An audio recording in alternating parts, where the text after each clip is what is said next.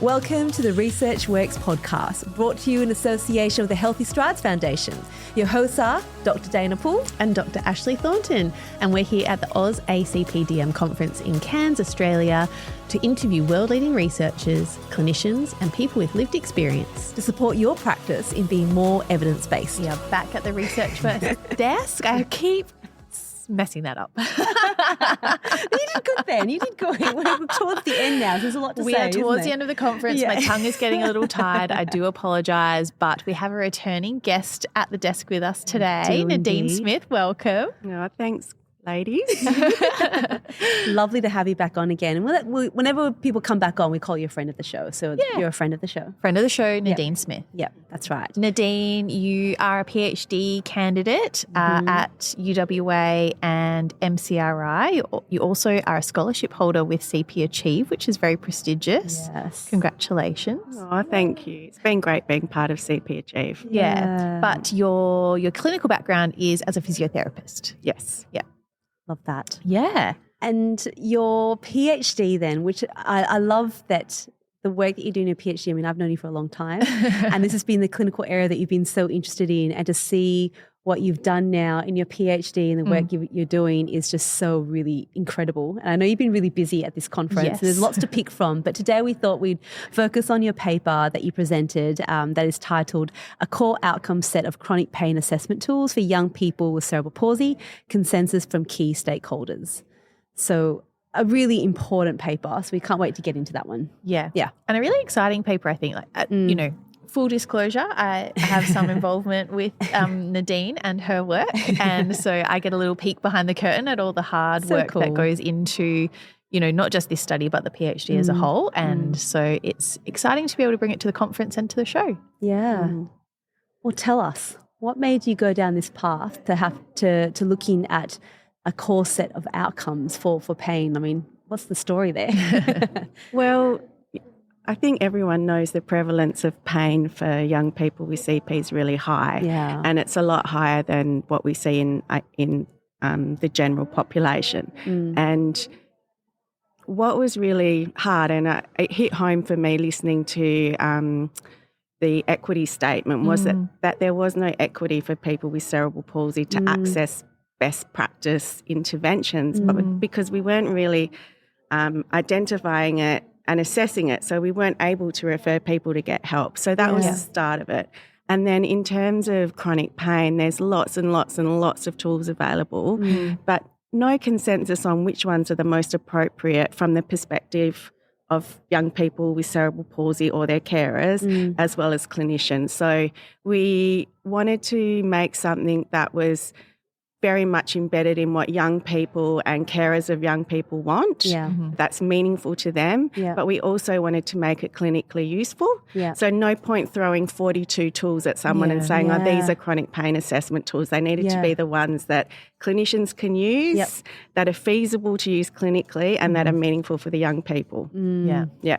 Gosh, you put that so beautifully. That was amazing. Very passionate about it. I can tell. And uni was just doing a keynote talking about patient-reported outcome measures, and I think, this is part of that as well. Yeah, absolutely. Yeah, I think that, you know, feasibility for clinical use is really important. Everything you've just discussed is important, but can we just talk about what that actually means? Like, I think sometimes, you know, a lot of work goes into designing an ideal outcome measure, but we have to balance that against what's pragmatic. Can you just talk about, you know, what you might typically encounter in a clinical setting and why it's important that we think about that when we're talking about pain measures? I guess the biggest thing in terms of feasibility for all people with cerebral palsy is just that there are so many different abilities across that group. So there's varying communication, cognitive and functional abilities. And I think a lot of the tools that are available aren't feasible to use for some of those children. So clinicians go, well, I can't use that one, that's not helpful. And then on the other side of feasibility is just the time taken, and that's time for our families and young people as well as clinicians in really busy clinical settings. And if they're not thinking they're getting meaningful information to help guide treatment, to help monitor children, and that it's not meaningful for the families, they just won't use them. And I think there's a lot of assessment all the time And it has to be, you have to be getting information from it that's appropriate. Otherwise, it's not worth anyone's time. Yeah. And the purpose of doing assessments, I mean, that's often a really good thing to think about why we're doing assessments as well, because there's research studies where we want to assess something, but in clinical practice, you might want to assess a baseline, for example, and compare to see what it looks like. But I guess when it comes to pain, when you're actually assessing pain, what is the purpose of an assessment tool there? Like, why are we performing it? Why would you use a pain? I think pain impacts quite significantly on quality of life and also participation. So when you have chronic pain, and that's why our best practice biopsychosocial model is needed, and we had big gaps in what we were assessing because the more chronic pain you have, it can impact your mood, it can impact your ability to have fun with your friends and your family, and I think they're the things that are meaningful to young people. And so what we really needed was to move beyond pain intensity. Like intensity, my pain intensity is very different to yours. It's a really personal experience, chronic pain. And so I guess we need to make sure that we're monitoring it and getting people to the right sort of help that they need, not just saying, oh, my pain's 5 out of 10, because in an hour it might be 6 out of 10. Yes. No, did I answer that? That was beautiful. Beautiful. Thank you. So, Nadine, before we start talking about the consensus and the process that you went through to arrive at the core outcome set, can we just kind of go back a step and talk about how you identified the tools that you were going to include in this study? Yes. I know how it happened, but it was a lot of work. So, it was. So there's so many existing chronic pain tools that are psychometrically robust. But what we wanted to do was obviously rate the feasibility of all of those tools and rate the feasibility for a population that, as I said, have varying communication, functional and cognitive abilities. So we used 5 recent systematic reviews to identify all of the chronic pain tools out there. We rated them using the consensus-based standards for the selection of health measurement instruments, and one of the key parts of that process is the content validity part of it, which means that the tool needs to be designed for the population of interest. And so that's a really big thing with cerebral palsy. A lot of the tools are developed in populations other than CP. But we do have some tools with content validity. Okay. And then the CP-specific part of it, we actually developed a tool that asks, can you use this tool for children that use augmentative and alternative communication? Can you use it? Can this tool be used across all GMFCS levels? Right. And we rated all of the tools. I think there were about 56, and then we got it down to about 42 that were valid, reliable, and potentially feasible. Yeah. And then we went into the consensus to figure out which were the best ones. Yeah. What an amazing process, Nadine. It was very, very thorough. Yeah. Cosmin wasn't fun. No. Didn't like it. It was very, I've learnt a lot, yes. No, I think even just looking at embarking on something that's Cosmin related, you just got to sort of gear in really and just get ready for the whole process. But obviously it has its place and its role, which is why we use it. Yeah, and you can be really confident in your results moving forward because of following such a thorough process. Yeah, that's right. Yeah. Well, can you tell us what you found? Yeah, so because we had so many tools, we ran the consensus in 2 stages. Okay. And the first was a key stakeholder workshop, and that had carers of people with CP and young people with CP, as well as expert clinicians. And we said to them, we need to exclude the tools that you just think are not helpful. Right. So we voted yes, maybe, no, and we got rid of as many tools as we can. Yeah. And then we took the tools in the yes and the maybe section through to a modified eDelphi study. And that was really interesting. We sent consensus at 75% for useful or very useful. Right. And then the maybe and the definitely not ended up going through to another stage, and then if they didn't reach 75% consensus, they got excluded. Okay. And what we ended up with was So when you use Cosman, they say that each version of a tool should be counted separately. Mm-hmm. So, for example, you would count the modified brief pain inventory self-report as one tool and the modified brief pain inventory parent report as a second tool.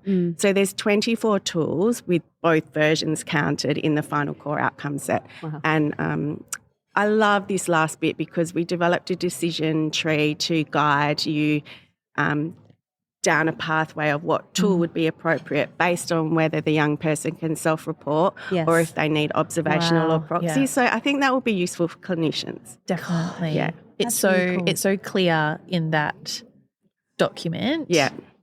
You know, that's something that could sit in a clinic somewhere Yes. and be so accessible to anyone who, you know, might find choosing an outcome measure daunting. Yeah. You know, you've just taken that all away. Yeah. That's amazing. And they're only the best tools. They're the tools that the people with CP and the clinicians said were the best.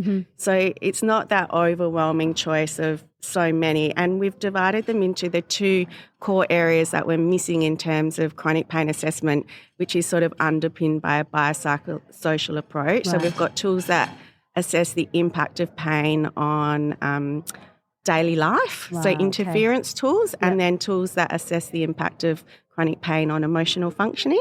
Wow. So pain coping tools. So you go down, can you self-report? Yes. Yeah. These are the tools that would be helpful. Can you not self-report? These are the tools that would be helpful. And my colleagues at Perth Children's Hospital in Kids Rehab are actually piloting the decision tree at the moment. So that's my final study. Oh, that's amazing. Yeah, getting there.